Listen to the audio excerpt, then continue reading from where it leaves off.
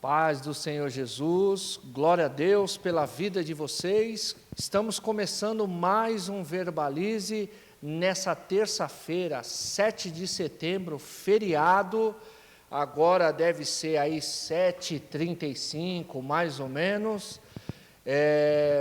E hoje, o tema hoje do nosso Verbalize é um tema polêmico, difícil, é um tema tabu ainda. Atual, igreja, né? Mas, enfim, nós vamos iniciar agora e eu quero que nós iniciemos com uma oração, como é de praxe, amém? Então, ore conosco nessa hora para que nós iniciemos aqui os nossos trabalhos, amém? Oremos todos ao Senhor.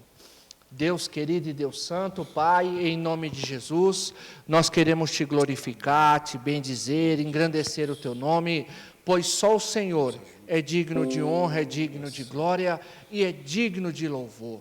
Pai, nós sabemos que não há dificuldade para Ti, Senhor, não há enfrentamento que o Senhor não possa vencer. Então eu Te peço nessa hora, nos ajude, ser conosco que aqui está, Senhor, e ser com todos esses que nos ouvem, que nos assistem nessa hora, Pai, que o Espírito Santo venha nos conduzir, venha fluir sobre nós, trazendo paz, salvação, melhora, saúde, seja ela física, seja ela emocional, seja ela espiritual. É o que nós oramos e desde já agradecemos a Ti, em nome do Senhor Jesus. Amém? Glória a Deus. Bom, nós vamos falar hoje sobre depressão, né? Nós estamos no Setembro Amarelo, e o Setembro Amarelo é o mês que você trabalha a prevenção contra o suicídio, né? E é lógico que quando se fala sobre o suicídio, não tem como falar sobre a depressão, que é uma das causas, né, que mais impulsiona, né, o número, né, os quadros de pessoas se suicidando ao redor do mundo. A gente fala ao redor do mundo, mas, né, no mundo em si, que varia entre 800 mil e 1 milhão de pessoas sendo suicidadas muita gente. Todo ano, né? E eu acredito que com a pandemia, Isso já, né, esse processo já não aumentou dobrou, um pouco né? mais, né? É que a estatística, às vezes, acaba não computando o número preciso. Enfim, eu queria ler um texto aqui, para já passar também para a fala do pastor Fábio aqui, enfim. Para quem não me conhece, eu sou o pastor Márcio, sou pastor e psicólogo, e a gente vai trazer um viés aqui, tanto da questão bíblica, né, como da questão também científica, clínica, né, os dados, né, que muitas vezes são ignorados aí. Bom, nós temos um salmo aqui que eu acho interessante, Salmo 31, versículo de número 9, a seguir diz assim, ó: tem misericórdia de mim, Senhor, pois estou angustiado, lágrimas me embaçam os olhos, o meu corpo, a minha alma definham, a tristeza me consome, e os meus dias se encurtam com gemidos, minha força se esvai por causa do pecado, e os meus ossos desgastam-se. Bom, nós temos um texto aqui do salmista, né, que o salmista vai expressar essa angústia, essa dificuldade, né, porque a gente sempre fala, quando a gente fala sobre depressão, a depressão, ela consome, né, ela é incapacitante, né? E nós vemos aqui o salmista falando dessa incapacidade, desse momento, né, os autores do Salmo vão expressar muito essa questão das suas emoções, né? E a depressão é um transtorno que afeta as nossas emoções, né? Então, a depressão é algo muito incapacitante, e nós temos, né, pessoas na Bíblia que trouxeram esse contexto, né, nas suas vidas. Né? Temos Shalom, a paz do Senhor. Nós temos diversos personagens na Bíblia que vai falar sobre estes sintomas, né, que até a psicologia, a gente estava conversando antes do início aqui, que são os gatilhos, que demonstram, né, princípios de um caso depressivo, tanto leve quanto grave. Moderado e grave. Então, hoje, infelizmente, a depressão ela ainda é um tabu. Por quê? Porque nós temos pastores, líderes de igreja, e eu vou deixar essa parte para o pastor Márcio, mas eu preciso dar uma apimentada aqui.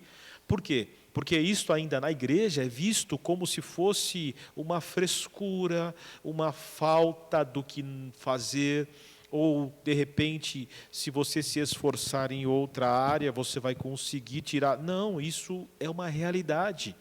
Tanto realidade que não nos choca mais os pastores que se suicidam. Você deve aí já se lembrar de alguns, e este ano já tivemos vários pastores que tiraram a sua vida. Sim. Então, isto é real e existe. E a Bíblia ela tem pessoas como Davi, como Jó, como o profeta Jeremias, como até mesmo Elias, e aqui o pastor Márcio vai trazer isso de uma maneira mais profunda, de pessoas que demonstraram a depressão. Então, hoje, a depressão, ela está aí para todos, menos para aquele que não enxerga, ou melhor, que não quer enxergar, por falta de busca, por falta de leitura, por falta de conhecimento. Porque hoje, infelizmente, este mal, ele só tende a crescer, né, pastor Márcio? Sim. Eu acho que é um pouco... quando a gente pensa nesse contexto igreja, a gente vive uma questão de incongruência. Né? A gente coxia nesses dois pensamentos. Porque, vamos exemplificar, por exemplo, o inimigo. Né? O inimigo das nossas almas, nós não estamos vendo ele, mas nós sabemos que ele existe. Então, o fato de saber que ele atua, nós não o ignoramos. E o fato de nós não o ignorarmos, isso nos leva a se policiar, a vigiar e a ter como lutar. Quando nós negamos a sua existência, nós ficamos mais vulneráveis, né, na tua atuação. A depressão não é diferente. Quanto mais nós negamos, mais nos tornamos vulneráveis a ela. Né? Então, o que existe muito isso é essa negação. A gente está falando de um contexto de igreja. Eu acho que a igreja melhorou, né? Mas nós ainda temos pastores com a cabeça pequena, né? Sabe, assim, não sei se é preguiça de pensar, se é receio de ter que responder, né? Ou é a preguiça talvez de buscar esse conhecimento, essa capacidade, enfim. Né? Não existe muito segredo, não é esse desenho feio que as pessoas pintam. Né? A gente tem pesquisa, a gente tem busca, a Bíblia nos dá respaldo, a ciência nos dá respaldo, e a partir desse viés, desse olhar, nós conseguimos ajudar mais. Né? Mas enquanto a igreja ficar nesse papel de coadjuvante, né, e não assumir o protagonismo, pelo menos dentro das suas trincheiras, né, da sua área de atuação, né? A gente vai ter essa dificuldade de pessoas que, né, às vezes vai embora da igreja porque na igreja ela é incompreendida, né? E às vezes a gente entra muito naquele negócio que não funciona, é disfuncional falar que é demônio, que é frescura, que é falta de Deus, enfim, vai lavar louça e vai lá fazer faxina, vai fazer não sei o que melhora, né? Então, assim, eu vou te responder cientificamente, não funciona. Biblicamente, a gente vai ver que não é falta de Deus também, que falar para a pessoa que é falta de Deus também não funciona. Né? Então, eu acho que a gente precisa expandir um pouco, né, a nossa cognição, a nossa mente, para que, como igreja, a gente consiga acolher de maneira mais saudável essas pessoas e usar os recursos que a igreja pode ter. Por exemplo, você está vendo uma imagem de fundo aí. O que você vê? Você vê uma cruz. E quando nós olhamos para essa imagem, nós entendemos o processo de Cristo para que essa cruz aqui pudesse estar agora vazia. Quando nós olhamos para esse processo de Cristo para chegar até a cruz e descer da cruz vitorioso, nós vamos entender que na sua trajetória, em vários momentos, pastor Márcio, Cristo mesmo demonstrou deformidades que nós sentimos na alma. Então, se nós, e Cristo é a figura máxima, é a pessoa da patente mais alta que pode falar que não foi falta de Deus algumas falas. Por exemplo, a fala que ele disse que estava com tristeza, angustiado, e era angústia de morte. É um dos sintomas de um caso de depressão, talvez mais severo, porque quando a morte, e aí vai ser o suicídio de alguém, praticamente é a última opção dele, né? Ou a única opção, pastor Márcio. Eu acho que fica mais latente, né, porque quando a gente fala o aspecto depressivo, enfim, dessa dor, né, que é intangível, que não dá para tocar, não dá para arrancar, e ela leva a esse desespero, né, porque ninguém em sã consciência quer tirar a sua vida, né? Mas é o desespero de arrancar aquela dor, aquela angústia, né? A gente imagina, por exemplo, o salmo que nós lemos, o salmista falando dessa angústia profunda. A gente não tem só um salmo falando sobre isso, a gente tem vários. A gente tem provérbios, por exemplo, né, que a gente vai ter, provérbios lá 12, 25, a gente estava falando sobre ele agora, que você vai encontrar a ansiedade e a depressão no mesmo versículo, né, falando sobre essa preocupação que o deprime. Né, o autor do provérbio vai falar, olha, eu estou numa preocupação que está me deprimindo, né? Mas a gente precisa olhar também a segunda parte, que ele fala, olha, eu preciso me esforçar em Deus e tal. Mas não é todo mundo que consegue. E quando a gente pensa, por exemplo, na depressão, enfim, o que a gente precisa olhar? Muitas vezes o contexto, se esse contexto que essa pessoa está vivendo não é adoecedor. Por quê? A depressão, ela pode ser genética, né? Você pode ter na família, por exemplo, o pai, o avô, o pai e depois agora o filho, o neto, por exemplo, sofrendo de depressão, né? Você tem aí uma depressão genética, ela pode ser biológica, enfim, de repente uma pessoa que é alegre, que é feliz e tal, que você, de repente ele muda, né? E começa a sofrer de depressão, não quer sair de casa, enfim. Como é que a gente explica isso, né? Se é uma característica biológica, né? Essa pessoa também não imaginou que um dia iria desenvolver a depressão. Como alguém que tem o câncer nunca imaginou que talvez ia desenvolver a célula cancerígena. Então, assim, mas muitas vezes, como o câncer, também é genético, né? Então, e ela pode ser contextual, ela pode ser emocional. O contexto que essa pessoa vivencia, se for um contexto adoecedor, essa pessoa tem grande probabilidade de se tornar depressiva, né? Por exemplo, uma criança que o pai é violento, a mãe é alcoólatra, que não compreende, não ouve, né? Então, e ela está dentro desse contexto, essa criança ela está propensa a desenvolver uma depressão por conta desse contexto que é adoecedor, enfim, né? Então a gente precisa pensar, e muitas vezes é cultural, existe uma cultura que deprecia as pessoas, enfim. Então a gente precisa olhar dessa forma. Então não dá para olhar simplesmente usar uma resposta religiosa de preguiçoso e dizer que é frescura, que é falta de Deus e tal, falta do que fazer. Eu tenho a resposta dentro da Bíblia e eu também tenho a resposta científica quando eu encontro essa pessoa. Então, e até porque nós estamos falando primeiro de um sintoma físico. Nós estamos tratando aqui um sintoma que ele, lógico, pode ser desencadeado para uma área que nós chamamos de área espiritual, mas que ele tem como start, como início, um sintoma físico.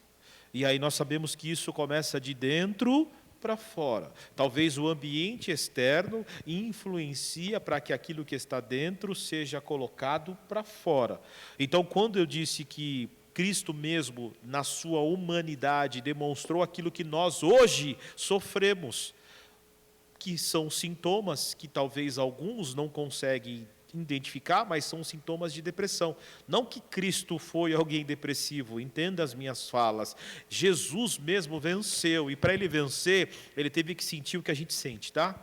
Para ele poder hoje falar que no mundo tereis aflições, mas tem de bom ânimo, eu venci. Isso significa que aquilo que nós sentimos, por mais doloroso, ele sentiu. Então não venha com essa hipocrisia religiosa e dizer que Jesus é perfeito, sim, e sempre foi e será. Mas ele veio como homem, como Deus, para que hoje você pudesse entender que o que você sente tem cura. Amém? Eu acho que estatisticamente, quando a gente fala assim, é falta do que fazer, a gente está falando de 300 milhões de pessoas no mundo que não tem o que fazer. Que não tem o que fazer. Isso, então. E eu vou até arriscar aqui, pastor Márcio, desculpa lhe cortar, isso antes da pandemia, tá? Só para te orientar. Então, assim, você tem 300 milhões de pessoas sofrendo desse mal incapacitante. Então, assim, são 300 milhões de pessoas sem ter o que fazer, é isso, né? Você tem aí, você tem muitos idosos, um número grande de idosos que tirando pasmem, né? O número de idosos com depressão é muito maior do que o número de jovens. Então, assim, esses idosos precisam arrumar o que fazer. Isso que eu ia falar aqui. Né? Então, assim, os dados não mentem, né? Você tem não é, olha, isso me preocupa muito. Por quê? Estatisticamente, esse transtorno da depressão pode se tornar a doença mais incapacitante do século. Hoje o nosso INSS, o nosso órgão aí que paga, já está entrando aí. Tem pautas aí, para que seja pago. Tem pessoas que estão sendo classificadas incapazes por causa da depressão. Sim, a depressão de uma forma mais hard, né? Que ela é totalmente incapacitante. A pessoa não consegue, ela depende, né, da ajuda dos remédios. Muitas delas fazem terapias, mas em alguns casos elas nem conseguem porque não tem essa disposição. Né, elas dependem exclusivamente do remédio, enfim. E por uma série de fatores que nós não podemos ignorar. Agora sim, eu estava conversando aqui com o pastor Fábio, né, e a gente pegou um pouco assim, tentando fazer uma releitura daquilo que é bíblico. Né? Por exemplo, o caso de Elias. Né? Então, lá em 1 Reis 19:11, quando Elias está naquele processo, né, a gente vai responder com a Bíblia, enfim. Eu falo que Elias, por exemplo, ele viveu isso na esfera, né, física, espiritual e emocional. Né? Então, assim, por exemplo, né, já cai por terra aqui novamente. Por quê? Qual que é a característica de Elias? Elias é um cara totalmente espiritual, certo? Só que Elias, de repente, ele foge para aquela caverna com medo de que a sua vida fosse ceifada. Então, quer dizer que Elias, por exemplo, tinha falta de Deus? Elias é alguém que a gente pode dizer que tenha falta de Deus? Né? Não. Elias é alguém totalmente espiritual, então não é falta de Deus. E de repente, a pergunta que Deus faz para ele é: Elias, o que você faz aí? Né? E a resposta dele é muito sincera, é muito humana. Ele diz: olha, eu tive medo, eu fiquei com medo pela minha vida, de que a minha vida fosse ceifada. Então, você vê que alguém... Agora sim, a gente precisa olhar para Elias no seu contexto, porque Elias veio de um processo de muitas lutas, de fuga e de opressão pelo Acabe, e aí quando ele vence aqueles profetas, ele agora tem que lidar com a opressão de Jezabel, e ele já está no seu limite físico. E o seu desgaste físico fica tão evidente que isso afeta a sua condição emocional e automaticamente acaba afetando a sua condição espiritual também, que eu acho que é muito normal. Se não acontecesse isso com Elias, eu ia falar: Elias não é humano. Não. Entendeu? Não é humano. Então, assim, a gente vê o Elias humano, né? E isso também afetou o quê? Afetou o seu ministério, né? Então, eu faço essa seguinte interpretação desse texto lá de Reis, né? Quando Elias está lá, a partir se não me falha a memória, do 19, que está esse processo, eu acho que é isso, né? A gente tem também um outro caso bíblico, que é Ruth, né? Noemi, lá no livro de Ruth, tá? A partir do capítulo 1, e é interessante que, por exemplo, né, vamos fazer uma leitura aqui de Ruth, de Noemi, lá no livro de Ruth. Enfim, ela sai da terra dela por quê? Porque estava tendo o quê? Fome. Então, assim, contexto de fome. Então, ela sai de lá porque ela já não está conseguindo lidar com a fome. Olha só, a fome afetando o seu físico. E aí, quando ela sai de lá, vai para essa terra, o que acontece com ela? Ela perde os filhos. Luto. Então, a sua condição emocional agora, ela tem que lidar com luto. O luto, ele tem nas suas características a depressão, né? Todo aquele que passa por um processo de luto precisa aprender a lidar e a superar esse luto, né? Então, assim, olha, sua condição emocional agora é o luto. E aí, a gente vai ver uma coisa que eu acho muito interessante. Porque quando alguém fala, alguém vai chamar ela de Noemi, o que ela diz? Não me chame de Noemi, né? Me chame de Mara, porque eu me tornei o quê? Amarga. Isso é o quê? Biológico. Essa condição vai mudar o quê? A sua condição biológica. Então, olha só o quanto a depressão, o estado depressivo vai afetar o ambiente, né? A vida de uma pessoa. Literalmente. Né? E aí você tem depois Jeremias, né? Que é alguém também que eu acho bem emblemático. Por quê? Porque Jeremias ele vai ter esse processo em que o contexto é difícil. Por quê? Porque Israel está vivendo um contexto de guerra, de crise espiritual, né? E essa crise espiritual gera em Jeremias uma dificuldade de lidar com isso, e isso acaba afetando o quê?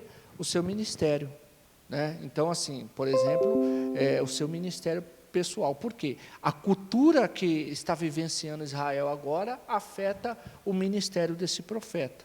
E é por isso que Jeremias é chorão, é por isso que Jeremias é alguém que lamenta demais, né? E às vezes para algumas pessoas é até aflitivo, né?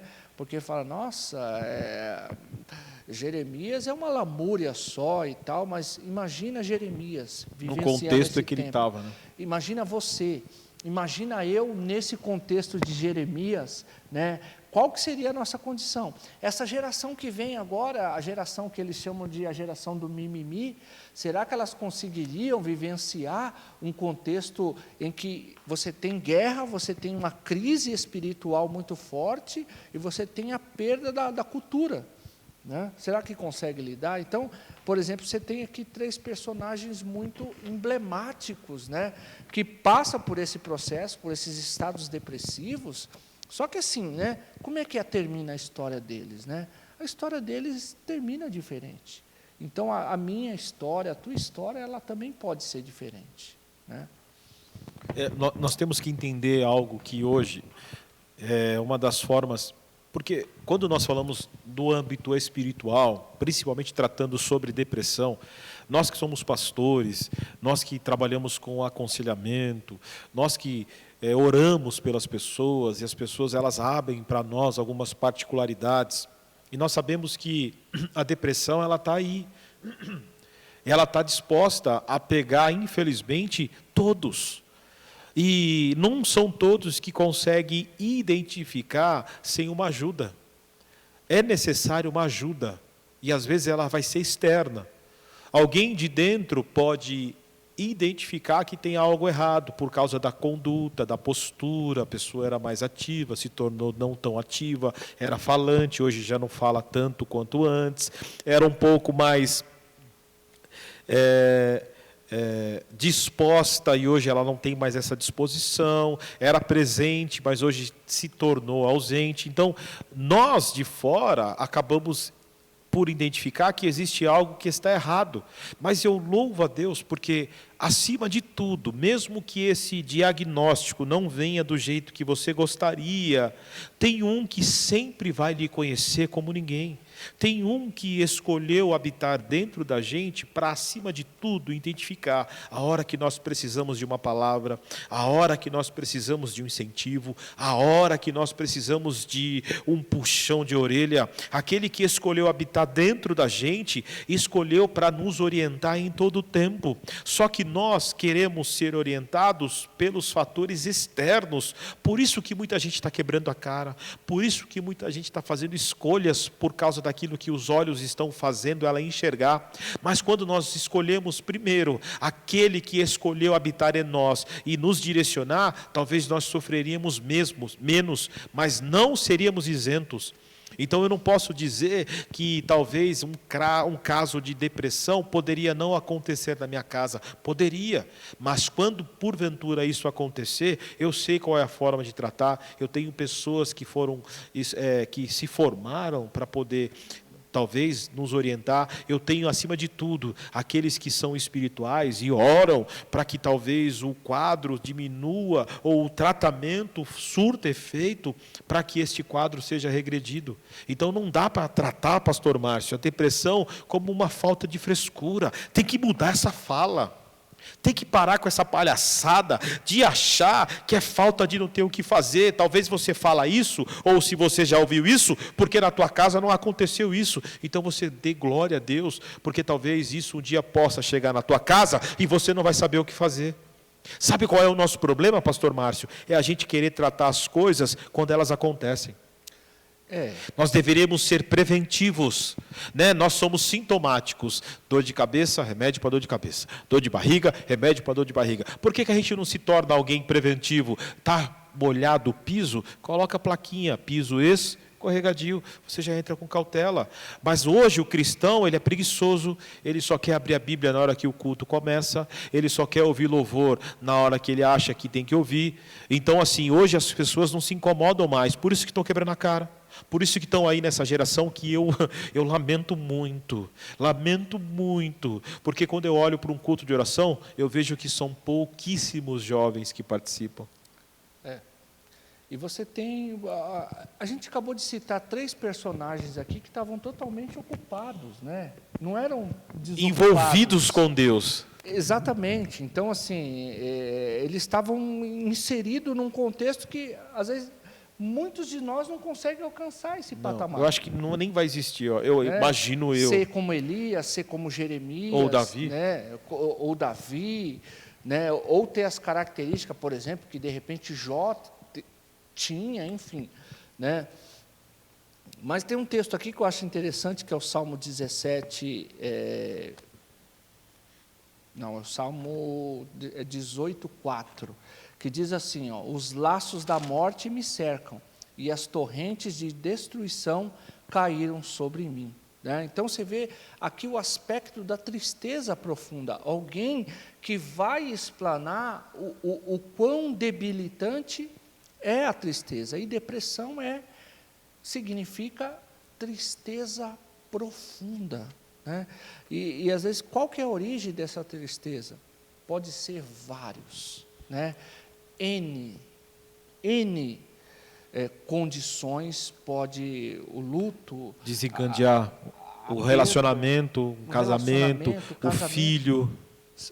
diversos, né? Então não tem como a gente, cristalizar, que a gente chama, né? Eu percebo que a igreja em si, ela tem cristalizado demais isso, né? E acaba sendo exatamente isso, né? A igreja sintomática. E eu acho também que nós hoje, nós servos de Deus, temos que ter cautela na nossa fala. Eu acho que nós temos que saber o que temos que colocar para aquela pessoa que nós estamos identificando que tem algo errado. Tem pessoas que nós identificamos que entram no culto e elas estão totalmente sensíveis, totalmente, talvez sem uma condição estruturada emocionalmente, e a gente olha isso, desencadeia no físico. Por quê? Porque talvez, eu não vou dizer do homem, mas assim, da mulher é fácil você identificar algumas coisas. Por quê? Porque a mulher deixa de se cuidar.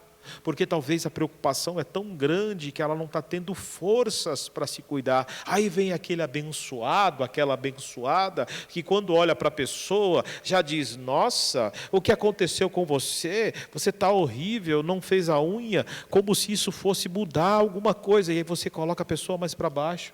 Então por que a gente não tem esse feeling de olhar e dizer: tem algo errado? Então, em vez de eu colocar a pessoa para baixo, ou achar que eu sou sincero, e para mim, às vezes eu tenho vontade, sabe do que é, irmãos? De orar. De ser sincero. Olha, você não tem... Não fale isso. Absorva aquilo que você está vendo e tenta entender que a tua fala vai ajudar. Não, então fique quieto. Né, pastor Márcio?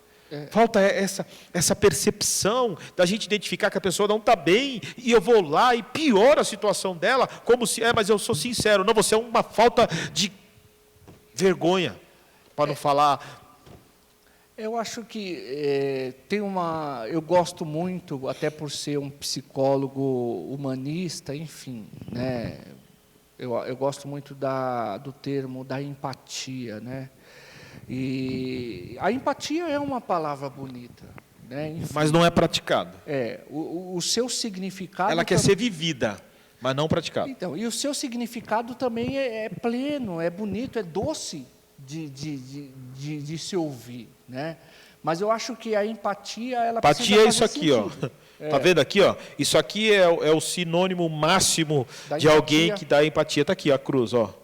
Porque empatia é essa condição de se colocar no lugar do outro, né? Então eu acho que ele expressou bem o que é ter empatia.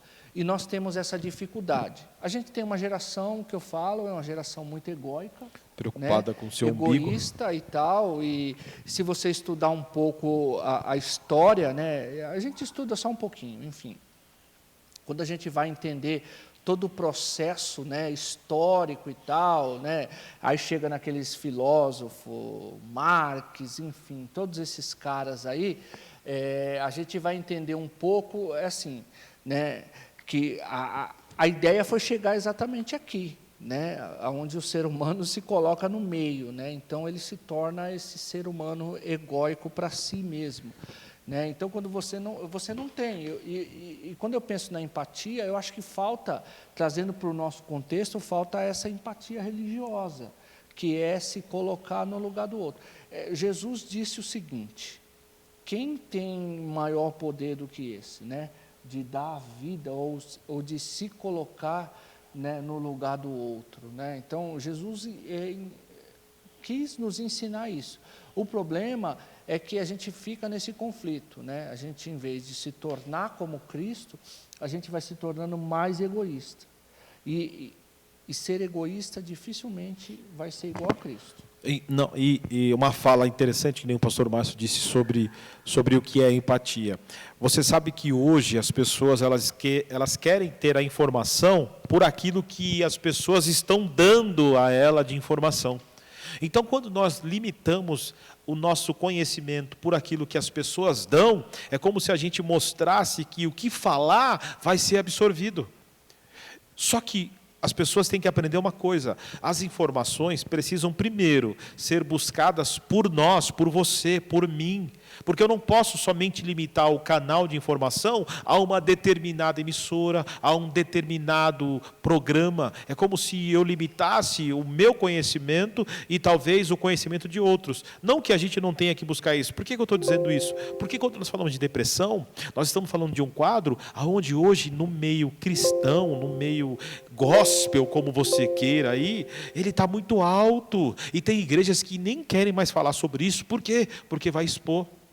Porque vai, o que eu vou dizer? Os meus 2 presbíteros, os meus 4 diáconos, o meu ministério de mulheres está com um quadro depressivo. Então hoje isso acontece. Quantas pessoas estão vindo para a igreja, mas com peso de vontade de morrer? Eu acho assim, a gente que é convertido há um pouco mais tempo, né? A gente vai conseguir vivenciar esse olhar aqui. Vamos pensar um pouco aqui. Eu me converti tem 20 anos, né, 21 anos, enfim. Você já parou para pensar que antigamente nos cultos de libertação você tinha mais manifestação de demônios? E Do você que já hoje. parou para pensar o porquê que hoje não tem? Você não tem mais, e você tem as pessoas mais para dentro, mais tristes, mais angustiadas? Porque hoje o sintoma é na alma, né? Não está nem chegando mais no físico, né? Não está dando tempo do corpo demonstrar aquilo que é a ação, que nós sabemos que a manifestação é no corpo. Amém? Quando há manifestação, ela foi feita no corpo. Então a pessoa não tem controle do seu corpo. Ela tem noção do que acontece, mas então, hoje não dá mais, porque está na alma. Tá lá dentro. Eu acho que o clássico do Salmo, né, o Salmo 42, que fala desse anseio, dessa angústia de alma, né, que é o Salmo de número 42, que fala dessa necessidade, porque o Salmo 42, ele explana a necessidade desse salmista, né, que assim como a corça anseia pelas correntes de água, assim, né, a minha alma anseia por ti e tal, que demonstra o quê? Denota o quê? Esse anseio, esse vazio, essa necessidade. Não, e outra, ela classifica vários tipos de salmos, e um dos salmos, ou da sua maior proporção dos salmos, é de lamentação. Então nós gostamos de ler aqui sobre as angústias do escritor, mas não queremos falar das nossas angústias. É uma hipocrisia. Eu quero falar de pessoas por sintomas depressivos, mas eu não quero tratar os sintomas que eu estou sentindo ou que aquele que está ao meu lado sente por ser sintoma de depressão. Então hoje a igreja precisa abrir o leque para esse tipo de tratamento. Pastor Márcio, a quantidade de pastores, psicólogos só tende a aumentar. Por quê? Porque esse quadro ele vai evoluir. Ainda mais depois, ou melhor, na pandemia, isso tem aumentado. Nós temos pessoas que nem na igreja estão vindo. Por quê? Porque as pessoas estão com medo. As pessoas estão com receio. As pessoas estão apavoradas. Então, se isso não for tratado, um quadro severo de depressão vai acontecer. Eu acho assim, ainda que tem duas coisas aí, né? A igreja é coadjuvante nesse processo, né? Talvez por não saber lidar ou não querer lidar com isso, né? E aí a gente fica nos bastidores, sem saber a hora que a gente fecha ou a hora que a gente abre a cortina. Ou a gente se coloca numa posição de protagonismo, enfim. Né? E a outra questão é assim, se eu não quero lidar com isso aqui, eu não posso estigmatizar essas pessoas, né? Porque eu acho que é o que muitas igrejas têm feito isso, estigmatizado a pessoa, olha, né? Por quê? Porque alguém que está sofrendo, você fala que ela está com frescura, você está estigmatizando, né? Então você coloca essa pessoa numa condição pior. Ah, você não tem problema, você é frescurenta. É mais ou menos isso. né? Ah, você não está com dor, você é chato. Estou te estigmatizando. Não, você não tem problema, você é chato. Eu estou te estigmatizando, né? Então, a igreja muitas vezes tem sido estigmatizado.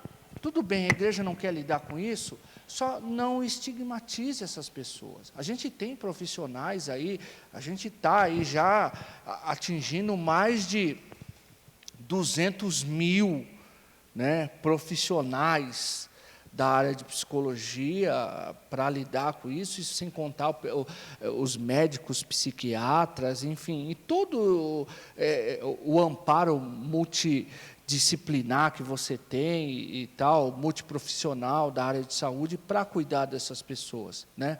Mas o problema a gente pensar no nosso contexto aqui, é que quando a igreja chuta para fora, estigmatizando, essa dor ela se torna muito mais intensa. E a pessoa que é posta para fora, ou colocada para fora, ela vai olhar para aquele ambiente que ela achava que ia ser acolhida, como aquele ambiente que ela talvez Mais nunca aversivo. mais ela entraria.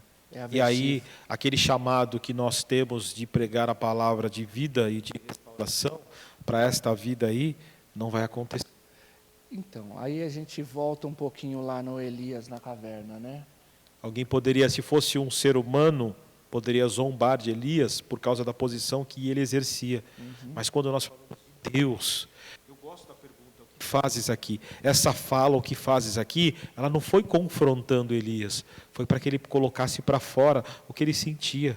Ele disse, eu estou aqui porque eu estou com medo, eu estou aqui porque eu estou fugindo, eu venho na igreja porque eu quero adorar ao Senhor, mas eu não deixo de apresentar para Deus a pessoa fraca que eu sou, a pessoa que necessita da força, do amparo, da palavra, que vai me fazer andar neste mundo tão conturbado. Então nós temos que aprender que não dá para esconder de Jesus o que nós somos. E às vezes nós estamos aqui no culto, pregamos uma palavra revigoradora, e a gente faz um chamamento, você vem aqui à frente, você que se sente triste, e a pessoa tem todas as características da palavra, mas ela não vem porque ela se sente envergonhada. Vão me ver na frente e vão achar que eu estou triste. Ei, antes de você achar que o teu irmão do lado te enxerga como triste, Jesus já te viu.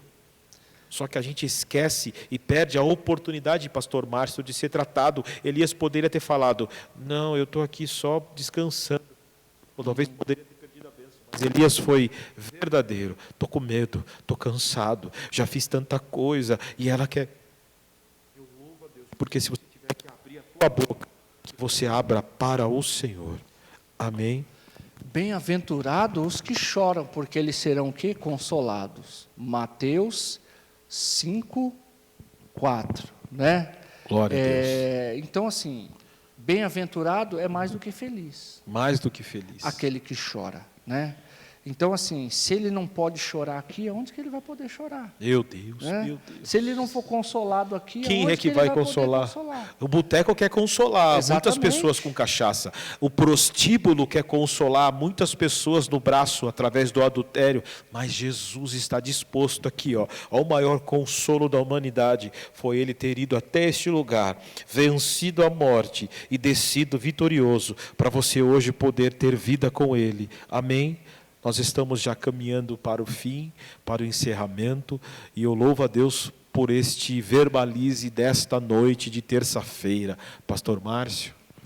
Nós entendemos, né, que como diz Romanos 12:2, né, que o padrão, né, que nós devemos ter, né, o que a Bíblia diz aqui? Não imitem o comportamento e os costumes desse mundo, mas deixe que Deus os transforme por meio de uma mudança em o seu modo de pensar, a fim de que experimentei a boa, agradável, perfeita vontade de Deus para vocês.